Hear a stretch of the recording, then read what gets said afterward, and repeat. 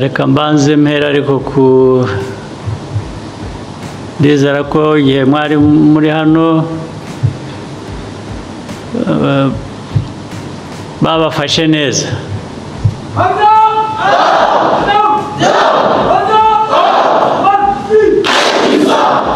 Nahoze mbaza minisitiri niba igihe mwari hano kuko muracyari batoya n'ibyo babakoresha byose umubiri nawo uba ufite icyo ushaka uba ufite icyo wifuza. Ndashaka kumenya niba mwarafunguraga neza. Mumbwize ukuri mureke ku ndumva bamwe bavuga ngo ni neza ariko ntibabivuge neza cyangwa ntibabivuge cyane ngo byumvikane. Babafunguriraga iki?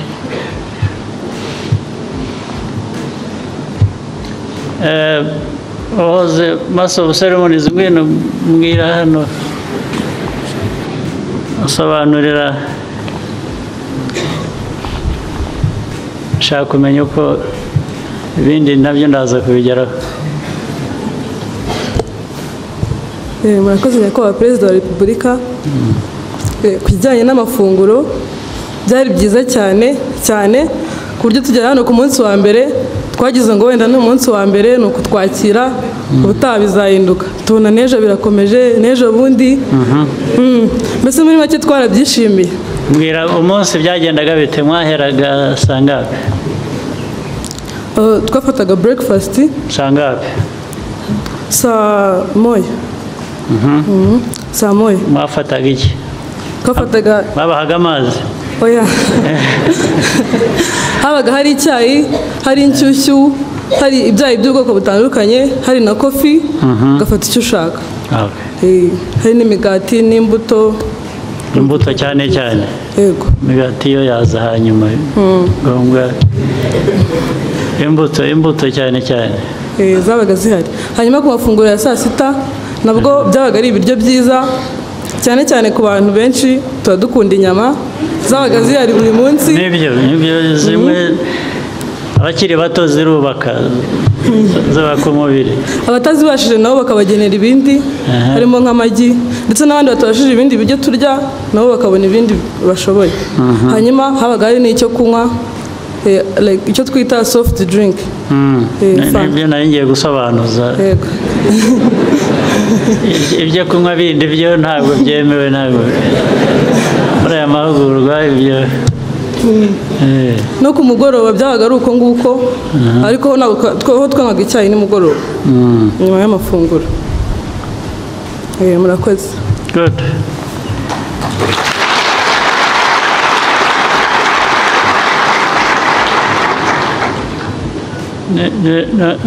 ngomba kongeraho ko ni byiza ko wabivuze ariko bigomba gutegurwa neza, bigomba no kuba bifite isuku. Ntabwo wamara kurya ibintu byiza ngo kandi utangire urware mu nda. Kenshi birahaba abantu bagaburira abana nk'aba cyangwa n'abandi baba bari benshi, ariko n'ubusanzwe kugenda mujye mukurikirana. Ejo bundi numvise ko duhura muri Youth Connect bagaburiye abari bahari, umubare munini wabo wararwaye. Mwarabyumvise cyane? Ibyo bibaho bite? Ibyo bibaho bite? Minisita wa Youth, bibaho bite mu Rwanda rwacu dushaka gukora ibintu bizima binoze? Abantu bagaburirwa ibintu bibarwaza gute? Murakoze nyakubahwa Perezida wa Repubulika. Twarabimenye yuko urubyiruko rwinshi rwarwaye, twabikurikiranye.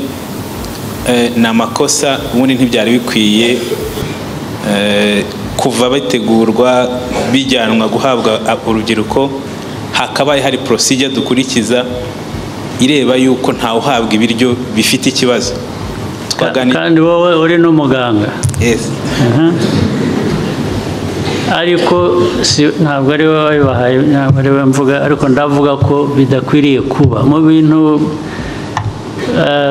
mu burere, mu myifatire, mu mikorere. Abantu bakwiye kugeraho biba umuco wo gukora ikintu kikanoga ku buryo n'ibindi ni abo bantu babikoze, kuko ntabwo ari bo bwa mbere. Ndashaka ko bakurikiranwa, byo bagomba guhanwa bagaburiye abantu ibintu nk'ibyo.